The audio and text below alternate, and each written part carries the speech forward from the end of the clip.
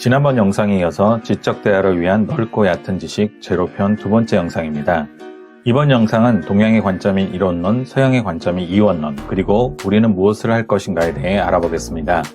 먼저 동양의 관점인 이론론에 대해 알아보겠습니다. 우파니샤드는 기원전 5세기부터 기원전 1세기까지 오랜 시간 정리된 문서입니다. 산스크리트어로 가까이 앉다라는 뜻인 이 문서는 베다의 방대하고 복잡한 내용 중 핵심이 되는 사상을 철학적으로 체계화했다고 봅니다. 우파니샤드의 탐구 주제는 전체로서의 세계, 부분으로서의 자아, 그리고 이 둘의 관계입니다. 세계를 브라흐만, 자아를 아트만으로 설명합니다. 브라흐만과 아트만은 하나다. 이것을 버마 이려 사상이라고 합니다. 우파니샤드의 결론은 뇌 밖에서 펼쳐진 광활한 우주의 실체와 뇌 안에 펼쳐진 자의 본질은 궁극적으로 하나다. 버마 이려 사상입니다. 현대인에게는 낯설고 이해하기 힘든 결론입니다. 우주와 세계는 나밖에 존재하는 것이고 나 혹은 자아라는 것은 내 몸 안쪽에 있는 것인데 이 다른 것들을 하나라고 말하는 버마 이려의 사상은 지나치다라고 생각할 수 있습니다.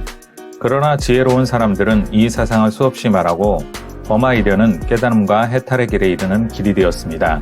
3장 베다에서 우파니샤드, 힌두교를 다루며 인도를 관통하는 사상 버마 이려의 사유를 설명하고 있습니다.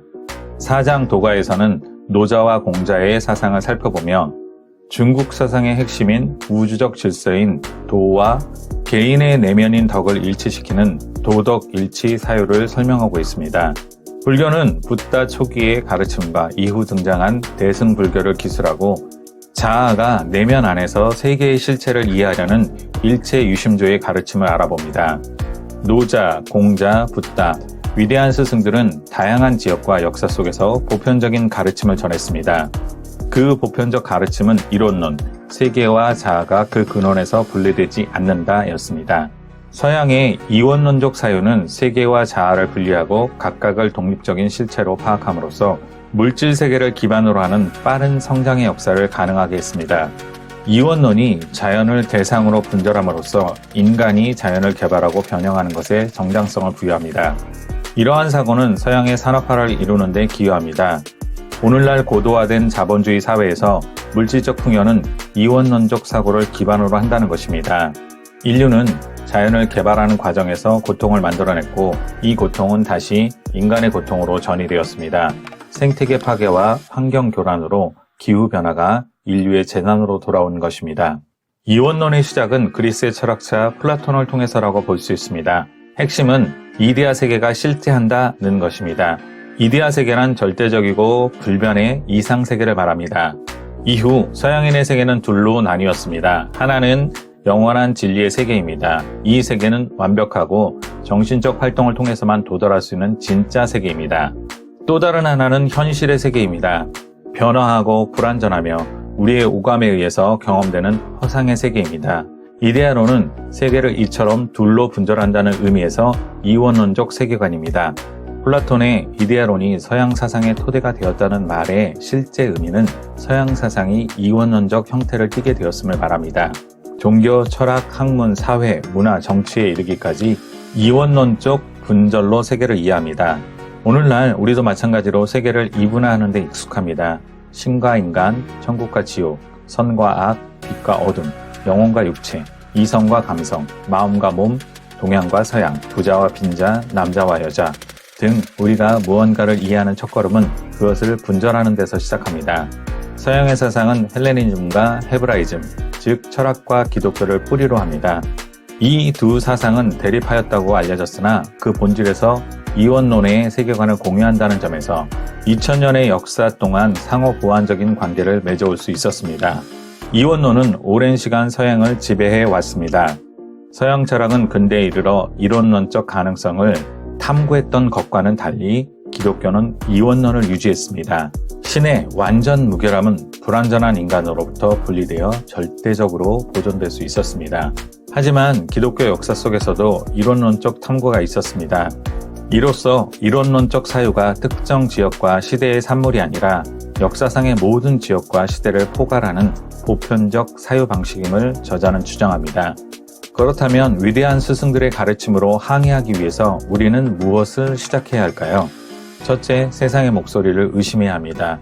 가족, 학교, 사회, 국가, 종교, 미디어가 모두 당신을 위한 것이라며 당신을 주저앉히려 할 때 당당히 아니오라고 말하고 그것에 마음을 빼앗기지 말아야 합니다. 둘째, 시간을 만들어야 합니다. 당신의 하루 중에서 버려지고 흩어져 있는 시간을 모아 남는 시간을 만들어야 합니다. TV를 끄고 SNS를 닫고 당신의 모든 시간을 분주하게 만드는 떠들썩한 목소리를 가라앉히고 당신의 시간을 만들어야 합니다. 셋째, 남는 시간을 이용해 내면의 시간을 가져야 합니다. 눈과 귀를 닫고 호흡을 가다듬고 평온히 내면에 머물러 끝없이 일어나고 사라지는 잡다한 생각이 잠잠해질 때까지 여유롭게 기다려야 합니다. 넷째, 마음이 가라앉았다면 깊은 정적 속에서 자기 자신과도 대화하지 않는 침묵의 순간을 경험해야 합니다. 그 속에서 무언가를 얻으려 하지 말고 불안해하지 말고 편안하게 앉아있기만 하면 됩니다.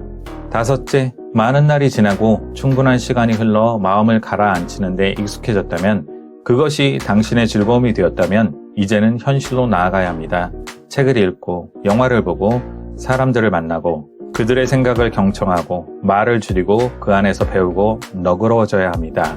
여섯째, 계획을 세워야 합니다.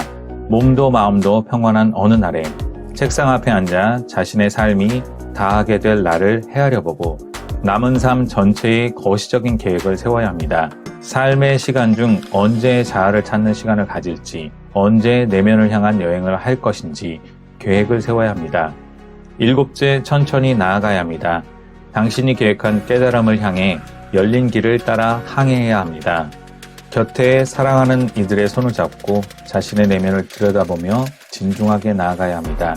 세계 속에 당신이 있는 것처럼 느껴지지만 사실은 당신 속에 있는 것이 또 다른 이론론의 세계입니다.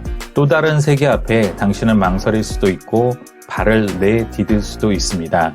책을 읽은 독자의 관점에서 어느 사유가 맞다 아니다를 논하지는 않겠습니다. 단지 이 사유 속에 잊지 말아야 할 것은 나라는 존재입니다. 이원론의 사고에서 이론론의 사고로 나아가는 것도 나이고 이원론에 계속 머물고 싶은 것도 나입니다. 지평을 넓히고 지식을 넓히는 이유가 진정한 나의 존재를 아는데 어쩌면 타인일 수도 있는 내 안의 소리를 구별하는 일에 쓰였으면 하는 생각이 들게 하는 책입니다. 책 지적 대화를 위한 넓고 얕은 지식 제로편 두 번째 시간이었습니다. 감사합니다. 북로드였습니다. 좋아요와 구독 부탁드립니다.